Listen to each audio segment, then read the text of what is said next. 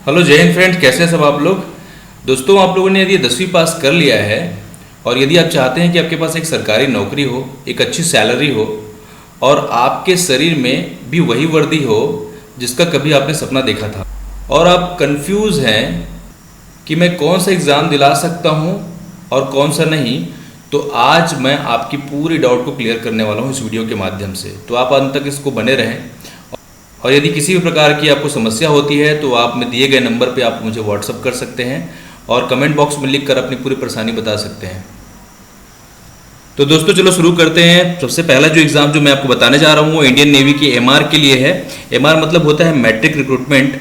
देखिए दोस्तों, Indian navy में बहुत सारे जॉब होते हैं जैसे एसएसआर, आर्टिफिशियल अप्रेंटिस और एमआर। तो उसमें एमआर जो है 10वीं लेवल का जो एग्ज़ाम होता है, इसके बारे में पूरा डिस्क्रिप्शन देखते हैं कि आप कौन कौन से एलिजिबिलिटी क्राइटेरिया आपके पास होना चाहिए कि ताकि आप ये एग्ज़ाम को ज्वाइन कर सकते हैं। दोस्तों, इस एग्ज़ाम की जॉब क्राइटेरियाज होती हैं इसमें जो आपको शेफ, स्टूवर्ट और हाइजीनिस्ट का जो है पोस्ट दिया जाता है। शेफ मतलब जो है कुक का जॉब होता है, स्टूवर्ट जो होता है वो एक वेटर का जॉब होता है। तो आप 10th पास के बाद जो है इसकी एलिजिबिलिटी क्राइटेरिया जो है 10th पास 45% के साथ होती है। इसकी एज लिमिट की यदि बात करें तो यदि आप 17 साल से 20 साल की एज आपका इसके बीच में आप आते हैं तब आप इस पोस्ट को ज्वाइन कर सकते हैं। आप इसके लिए फॉर्म भर सकते हैं, इसकी ऑनलाइन फॉर्म निकलती है।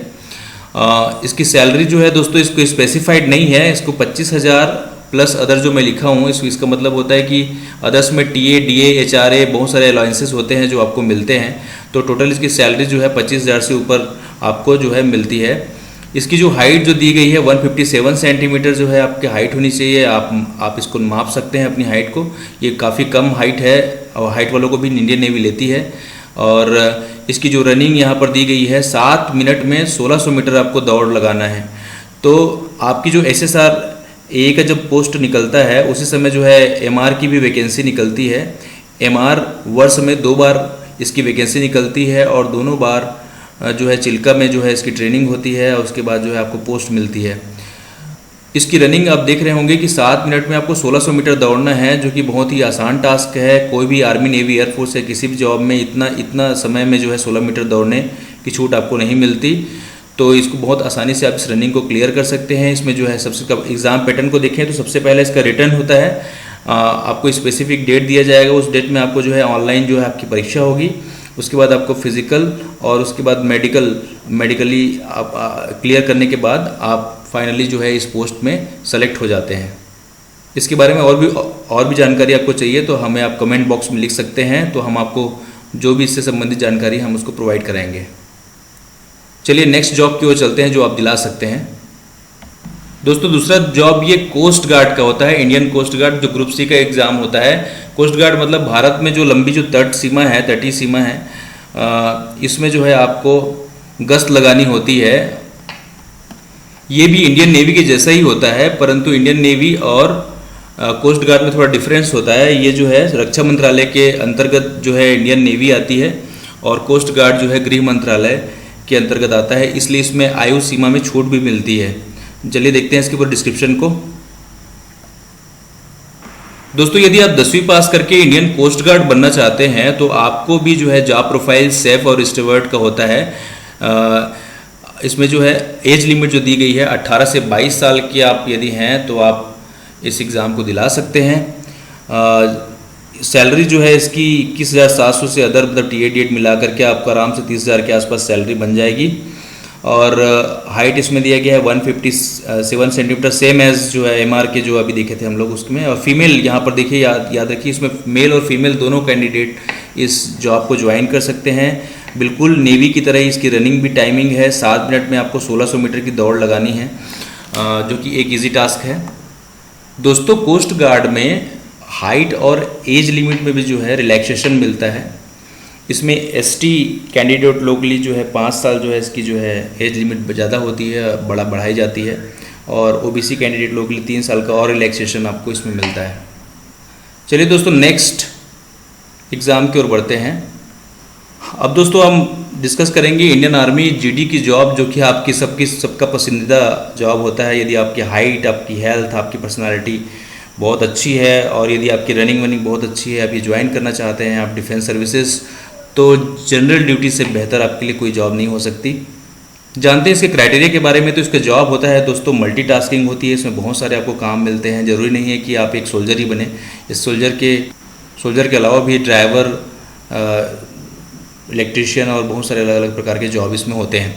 इसकी एज लिमिट जो दी गई है 17.5 ईयर से लेकर के 21 साल तक के, आप इस ड्यूरेशन में मान लो हैं तो आप एग्ज़ाम को दिला सकते हैं।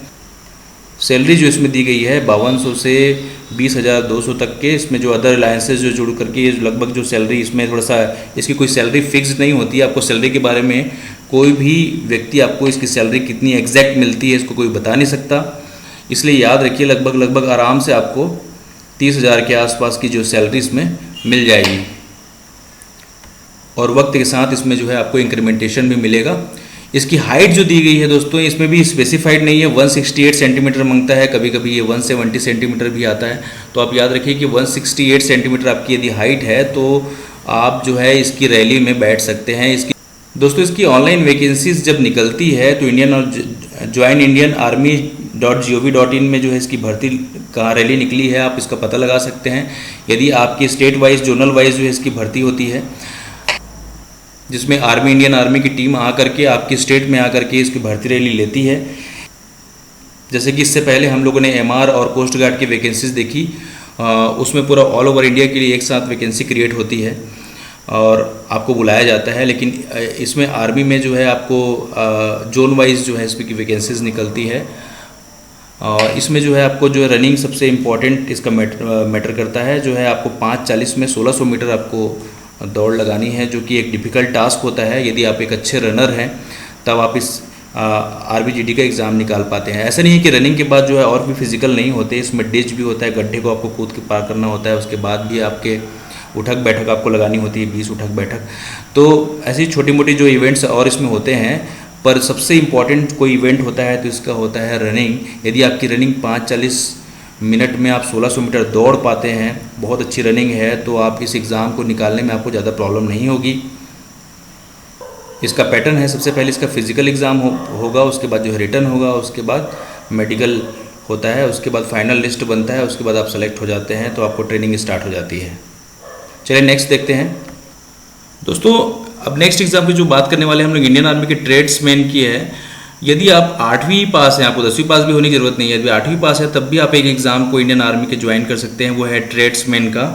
तो इस ट्रेड्समैन के अंदर आखिर होता क्या है, इसके बारे में डिस्क्रिप्शन देखते हैं दोस्तों। इस जॉब में जैसे कि इसमें दिखा है मल्टीटास्किंग एक प्रकार की जॉब होती है। इसमें कुक, बार्बर, इलेक्ट्रीशियन और भी बहुत सारे जॉब होते हैं इसमें, जैसे कि बूट मेकर जो होता है, वाशरमैन होता है, कारपेंटर होता है, मशीन होता है, प्लम्बर होता है, माली होता है, ऐसे बहुत सारे इसमें जॉब के जो है अलग अलग क्षेत्र होते हैं। इसमें जो है आप ज्वाइन करते हैं कोई पर्टिकुलर एक क्षेत्र में।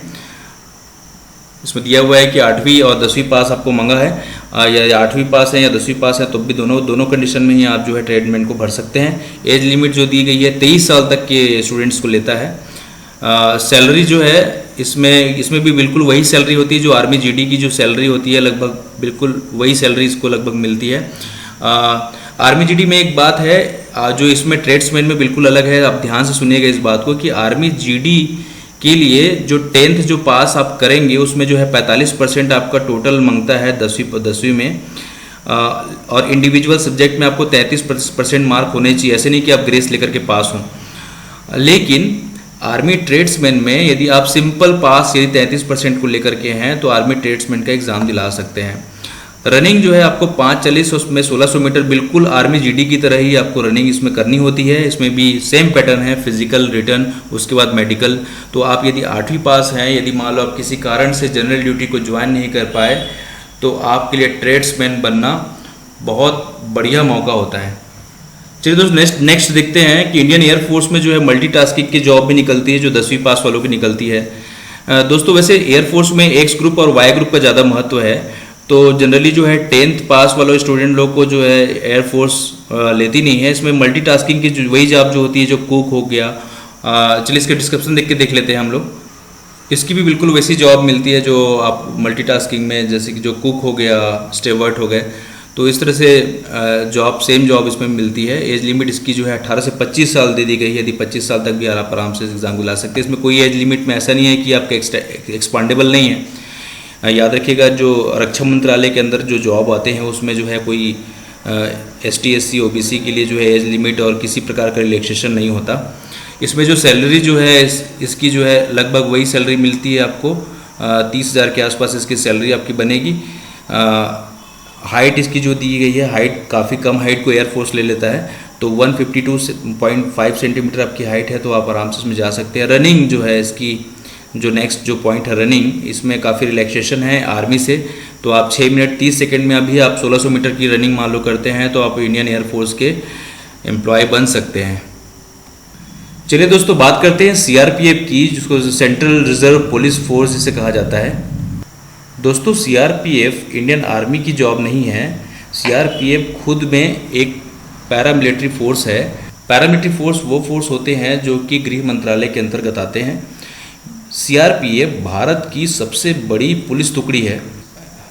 यदि आप CRPF ज्वाइन करते हैं तो आप भारत के अंदर होने वाले किसी भी प्रकार की समस्या के निवारण के लिए आपको भेजा जाता है। आप कोई भी स्टेट में जा सकते हैं, आपकी बहुत सारी इसमें ड्यूटी होती है। आप CRPF के बारे में और भी जानकारी जानना चाहते हैं तो आप CRPF के बारे में जो हमने वीडियो बनाया है उसमें पूरा डिस्क्रिप्शन देख सकते हैं। चलिए जानते हैं CRPF की एलिजिबिलिटी क्राइटेरिया क्या होती है। तो इसमें किस प्रकार की आपको पोस्ट मिलती है। तो ये कांस्टेबल की पोस्ट मिलती है और ट्रेड्समैन, दोनों की जो है इसमें एडमिशन आपको लिया जाएगा इस पुलिस फोर्स में। इसकी जॉब भी मल्टीटास्किंग ही होगी। आपको जो है एज लिमिट 18 से 32 वर्ष तक के लिए है। तो 32 वर्ष मतलब काफ़ी बड़े लोगों को भी ये लेता है। तो किसी कारण से आप इंडियन आर्मी, इंडियन एयरफोर्स और इंडियन नेवी को ज्वाइन नहीं कर पाए हैं तो CRPF भी आपके लिए बहुत बढ़िया ऑप्शन है। इसमें जो है आप 32 साल के होने के बाद भी आप एग्ज़ाम को दिला सकते हैं। और एक बहुत अच्छी बात यह है कि यदि आप ST SC हैं तो आपको 5 साल का रिलैक्सेशन मिल जाता है, और यदि OBC हैं तब भी आपको जो है 3 साल का रिलैक्सेशन मिल जाता है। तो काफ़ी लंबा इसका एज लिमिट है। सैलरी देखते हैं। सैलरी जो है इसका कोई स्पेसिफाइड नहीं है, लेकिन आराम से आपको जो है 25,000 से ऊपर आपको सैलरी इसमें मिल जाएगी, सब अलाउंसेस मिला करके। और इसकी हाइट थोड़ा सा ज़्यादा मांगता है। इसमें जो है पुरुष मेल कैंडिडेट लोगों के लिए 170 सेंटीमीटर की हाइट मांगी है। लेकिन यदि मान लो आप जो है नॉर्थ ईस्ट के जैसे गोरखाज हैं, गढ़वाल्स हैं या फिर कुमावस हैं, तो आप जो है आपकी हाइट में जो है आपको रिलैक्सेशन मिलता है। इसमें फ़ीमेल कैंडिडेट लोगों के लिए भी ये एग्ज़ाम है। आप फीमेल हैं तब भी आप एग्ज़ाम को भर सकते हैं। इसकी जो हाइट है जो 157 सेंटीमीटर है। इसकी रनिंग की बात करें तो ये 6:30 में आपको जो है 1600 मीटर दौड़ना है, जो कि एक ज़्यादा कठिन टास्क नहीं है। इसके बाद फिजिकल होगा, उसके बाद रिटर्न होगा, उसके बाद इसमें मेडिकल होगा। दोस्तों, CRPF की वैकेंसीज भी जोनल वाइज निकलती है। वो समय समय पर CRPF की साइट में जा करके आप इसकी वैकेंसीज को देख सकते हैं। और यदि आप हमारे इस YouTube चैनल से जुड़े हुए हैं तो आपको जो भी वैकेंसीज आएंगी इसके बारे में मैं लगातार आपको बताते रहूँगा। तो आप यदि इस चैनल को सब्सक्राइब नहीं किए हैं तो इसको चैनल को सब्सक्राइब कर लीजिए। तो देखते हैं 7वें नंबर में आप कौन सा एग्ज़ाम दिला सकते हैं। तो ये रेलवे पुलिस फोर्स के कांस्टेबल पोस्ट के लिए आप जो है एलिजिबल हैं। दोस्तों, भारतीय रेलवे 17 अलग अलग जोनों में डिवाइडेड हैं। हर एक जोन के हिसाब से अलग अलग समय में भर्ती आती रहती है। आप जो है इंडियन रेलवे के वेबसाइट में जा करके आप जोन के हिसाब से भर्ती संबंधित जानकारी इकट्ठी कर सकते हैं। जब भी इसकी जानकारी आती है तो मैं आप वीडियो के माध्यम से आपको बता दूंगा। जानते हैं इसके डिस्क्रिप्शन में क्या क्या इसको इम्पॉर्टेंट इसकी एलिजिबिलिटी है। दोस्तों, रेलवे पुलिस फोर्स में जॉब की जो क्राइटेरिया है वो कांस्टेबल के लिए है। 10th पास इसमें मांगता है। इसमें जो एज लिमिट आपके 18 से 25 साल के लिए है। अब इसमें भी जो है आपको जो ST दोस्तों, जो मैं सैलरी के बारे में लिखा हूँ हर जगह वो स्पेसिफाइड नहीं है। सैलरी ऊपर नीचे आगे पीछे हो सकती है, लेकिन आप मान के चलिए एक अच्छी स्मार्ट सैलरी आपको इसमें मिलती है। इसकी हाइट जो है 165 मेल कैंडिडेट के लिए मांगा जाता है और 157 फीमेल कैंडिडेट के लिए मांगा जाता है। तो मेल और फीमेल दोनों इसको दिला सकते हैं। इसकी भी तगड़ी होती है। जो कांस्टेबल भर्ती के लिए आप जाते हैं तो आपको 5 मिनट 45 सेकंड में 1600 मीटर आपको दौड़ना होता है। उसके बाद आपको लॉन्ग जंप भी और हाई जंप, इसमें जो दिया है डिस्क्रिप्शन में 14 फीट का लॉन्ग जंप और 4 फीट की जो हाई जंप भी करनी होती है। कांस्टेबल फीमेल के लिए भी यहाँ पर दिया हुआ है कि 800 मीटर आपको 3 मिनट 40 सेकंड में दौड़ना है। यदि आप इसको देखना चाहते हैं तो आप अपने आसपास कहीं पर दौड़ लगा देख लीजिए आप कितने सेकंड में और कितने मिनट में आप दौड़ पाते हैं। नेक्स्ट जॉब की ओर देखते हैं। तो दोस्तों, एक और पैरामिलिट्री फोर्स को आप दिला सकते हैं जो कि है बॉर्डर सिक्योरिटी फोर्स। भारत और पाकिस्तान और भारत और बांग्लादेश की जो सीमा होती है वहाँ पर ये सिक्योरिटी फोर्स तैनात होती है 24 घंटे। तो यदि आप बीएसएफ ज्वाइन करते हैं तो आप देखते हैं कि आप किस तरह से उसको ज्वाइन कर सकते हैं। बीएसएफ जॉब में दोस्तों की आपको जो क्राइटेरिया है, जॉब कांस्टेबल का जॉब होता है। इसमें 10th पास मंगा हुआ है। एज लिमिट आपकी 23 साल, 18 से 23 साल तक मंगा है। इसमें जो है चूँकि ये पैरामिलिट्री फोर्स है तो ये मेल फीमेल दोनों के लिए है।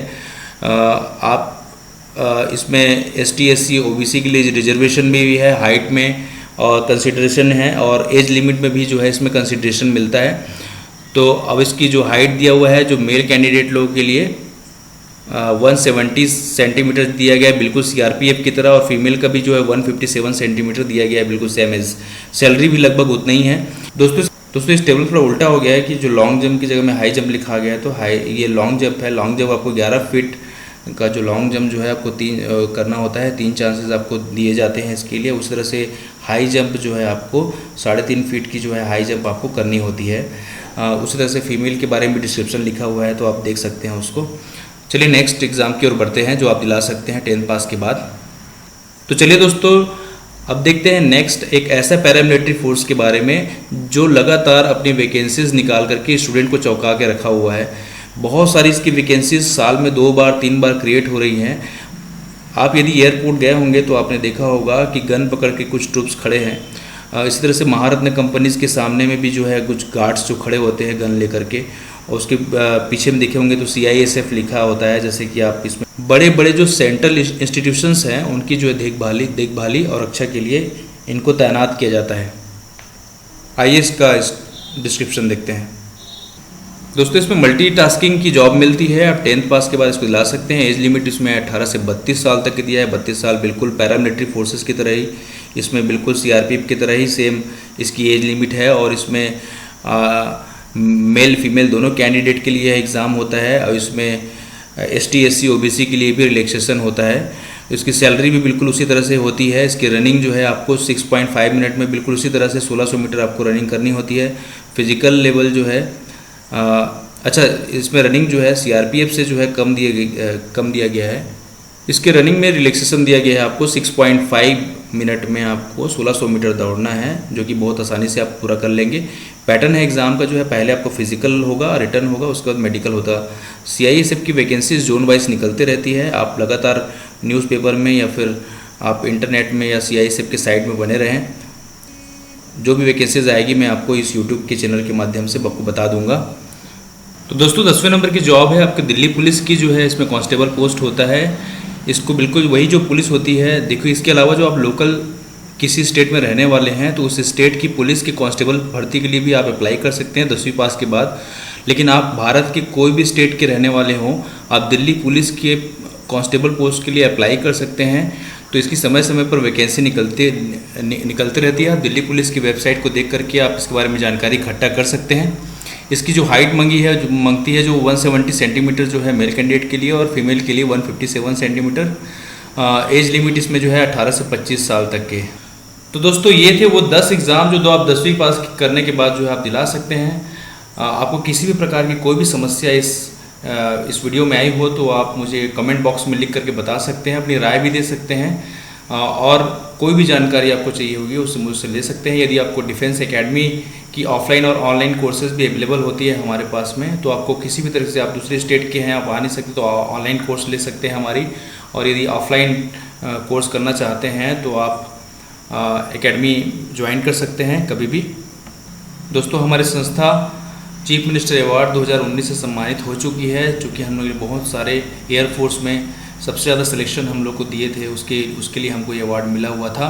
तो यदि आप भी जो है एयरफोर्स, आर्मी, नेवी या किसी भी प्रकार के डिफेंस क्षेत्र के या पुलिस क्षेत्र के अधिकारी बनना चाहते हैं या फिर कर्मचारी बनना चाहते हैं, तो आप लोग कभी भी डिफेंस एकेडमी ज्वाइन कर सकते हैं। होपफुली मेरे यह प्रयास आपको अच्छा लगा होगा। यदि आपको अच्छा लगा है तो कमेंट कीजिए, सब्सक्राइब कीजिए और इस पोस्ट को आगे बढ़ाते जाइए। Thank you for watching my video. Thank you so much. जय हिंद, जय भारत।